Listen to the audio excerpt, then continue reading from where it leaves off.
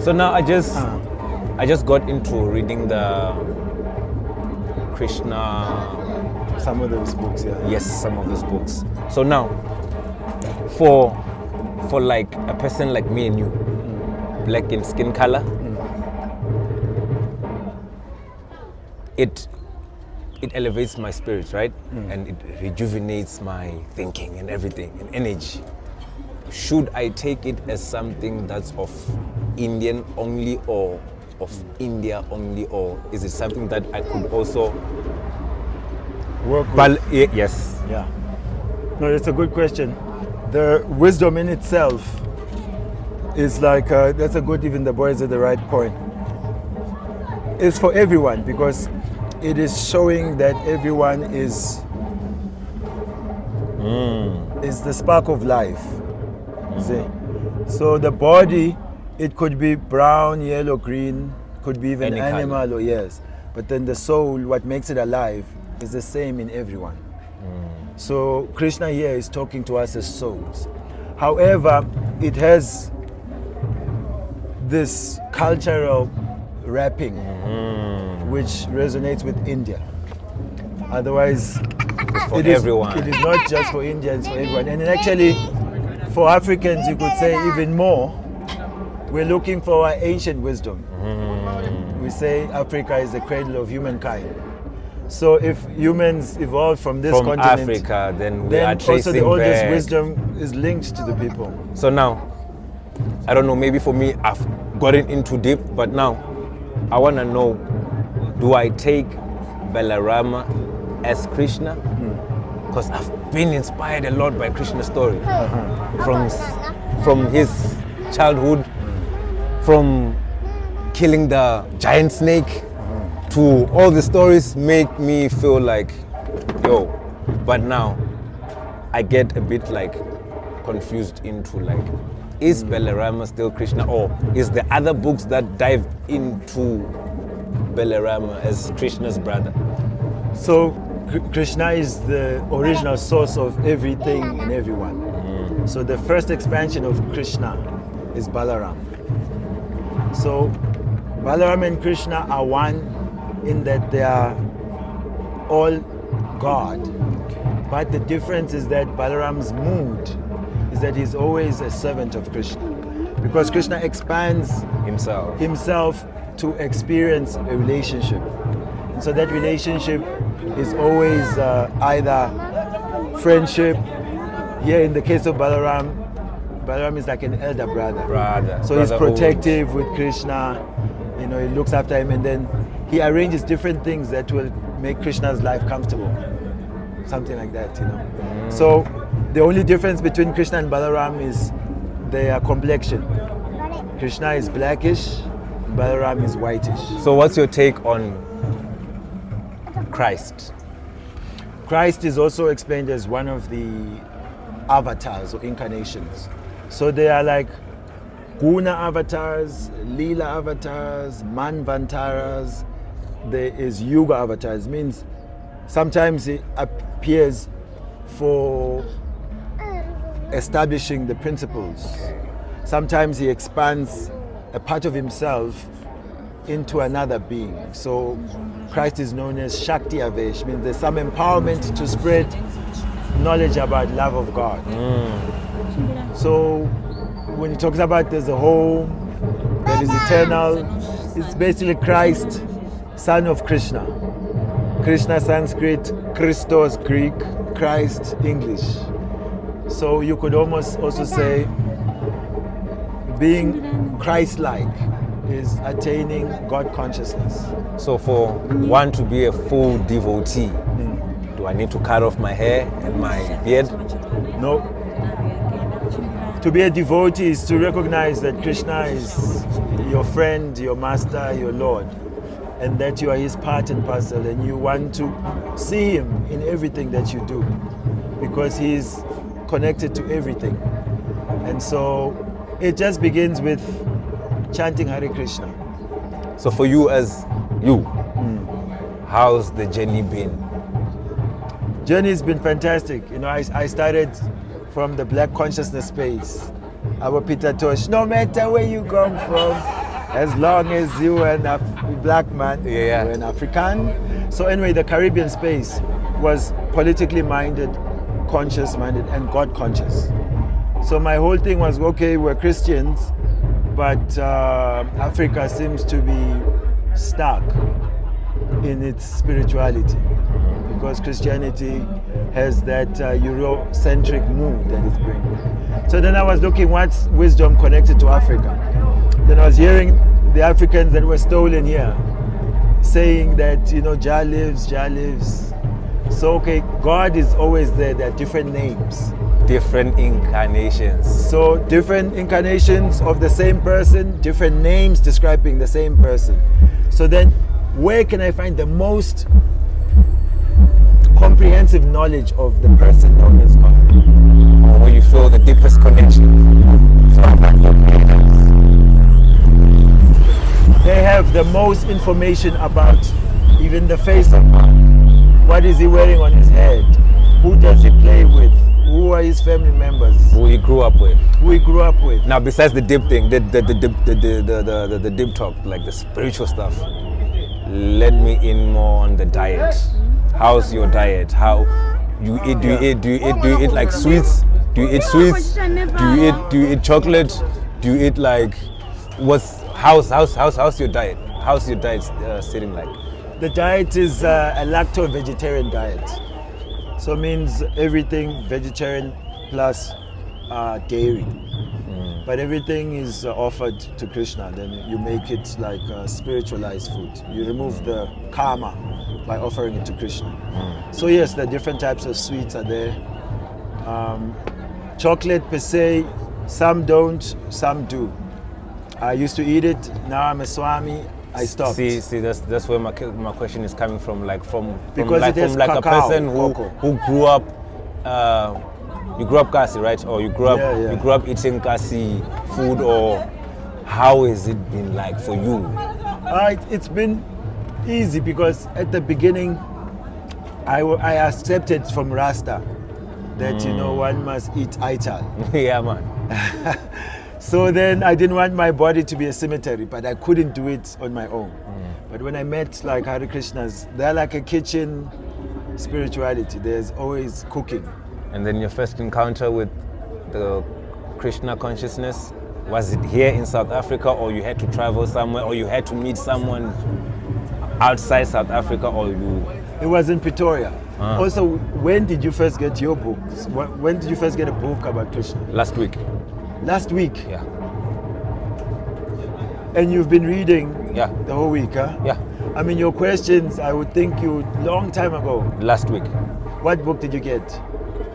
Krishna, I don't know what it's called, but it's written KRS. Yeah, Krishna, Supreme Personality of God. Yes, and it's a Krishna book and Bhagavad Gita. Yes, it's just that I haven't started on this one yet because I'm finding what's the other one called? Krishna book. The Krishna book interesting, Very and, nice. and I find it very close to like the Bible, although it's more detailed. You understand? It's more detailed. It's more you can understand and see how God is working His mystic powers through being human, through your everyday His activities. Yes. Like what he did when he came here. Thank you. Activities. It's everyday activities. How, like all the story, all the stories that are in the scriptures are like, as I've said, rejuvenating.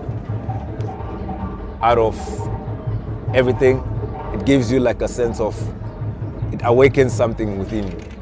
Whether you believe in Christ, Buddha, Allah, or if you give yourself time to like read through the birth, how he was transferred from the mind of Vasudeva into the womb of Devaki, how Balarama was also transferred to the womb of Rohini. It's miracles, but still when you read through it, they explain in details how those miracles are unfolding. It's not something like a movie scene whereby next week she's pregnant and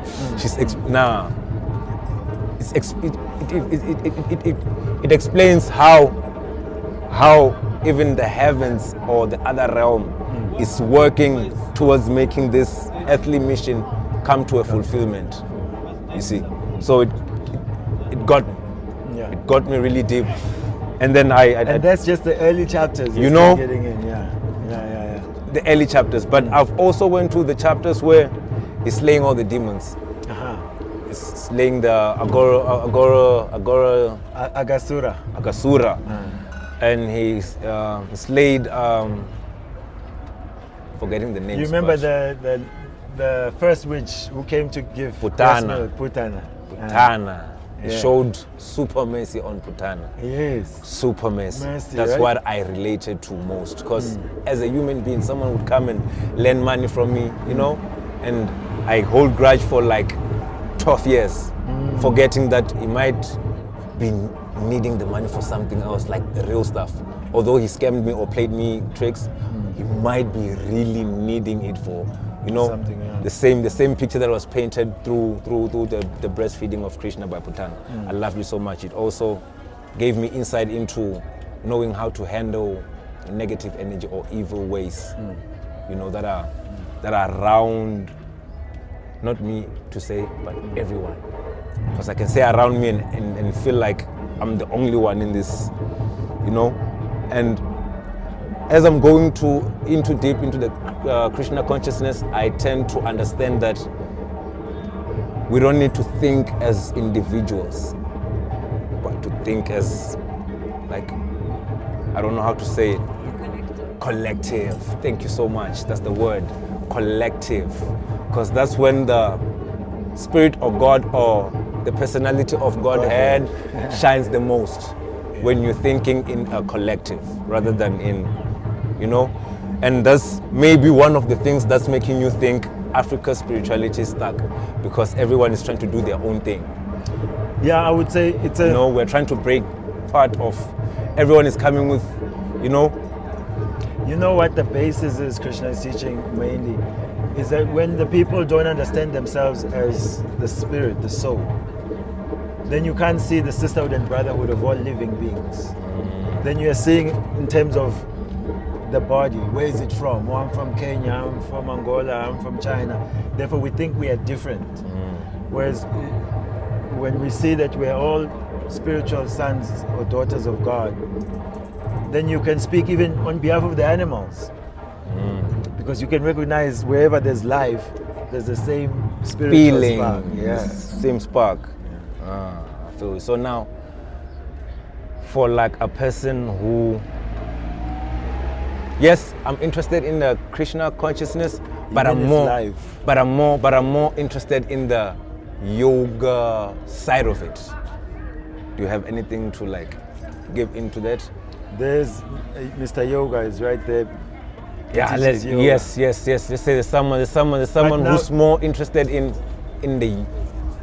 Yeah, see, different yogas. Yoga means to connect. Thank you. Yes. But now, let's say I'm someone who doesn't know what yoga is, but I know it through media. See? Yeah, you must have seen the postures. Yes, I assume that's yoga. Or explain to me, what is yoga? Break it down to me for like I don't want to say a common person, because we're all common, right? Yes. For like it sounds bad for a lay person. Yeah, or average person or something like that. Oh, yes. For someone who doesn't have enough information on what yoga is, I want to understand yoga. I want to, outside of being this luxurious free time activity, for what women. What is yoga? What is yoga? Yoga means to connect. Sanskrit word means to connect. So now, what you want to connect with? Initially, some people use their activities to connect. So that's called karma yoga. Karma means activity. Others are trying to connect by getting knowledge, understanding things. That is known as jnana yoga. Jnana means knowledge. Okay. So they're trying to figure out everything, how it works, connect with everything by knowing what it is. Then there is also Dhyana yoga. Dhyan means meditation. There are those who try to sit and On a meditate. lotus flower position. Yes, they sit lotus Yes, and they try to. thank you. Use the words. Use the words. Use the words. For someone who doesn't know, you'll be like, sit in the position. I want to know the name of the position. See? Yeah. Yeah. So yes, that will be lotus position, legs crossed like that. And then there is also what is known as Bhakti yoga. Bhakti means devotion and love. So how to connect through love and devotion. So it's analyzed that the nature of all living beings is that we thrive or we feel fulfillment when our services are being valued and when our service is being appreciated and Someone also shows reciprocated. Yes. So now that propensity to serve and to share one's energy with others is best fulfilled when we serve Krishna, the Supreme. Because he can reciprocate fully, because he knows our past, our present, and our future. So Bhagavad Gita is teaching all these yogas. That's why it's known as a yoga shastra, yoga scripture. It teaches Karma yoga, Jnana yoga, Dhyana yoga, Bhakti yoga. So I should, if I'm in So the with process. the Krishna book, you can read it alongside Bhagavad Gita. Okay, It will hand be- to hand. Yeah. to work out. Remind us your name, my brother. My name is Busiso, also known as Chief of Stars. My name also is Busiso. Ha! You don't say. Seriously. Handshake. Needs a handshake. And my other name is Gauranga Swami. Yeah. Gauranga Swami. Nah, thank you so much. It's giving me more confident on the name, on the birth name. It means we Blessing. spiritual people. Yes. Yes. Hare Krishna. Love, Hare Krishna. Thank you, Hare man. Krishna, Hare Krishna, Hare Krishna. Hare Krishna.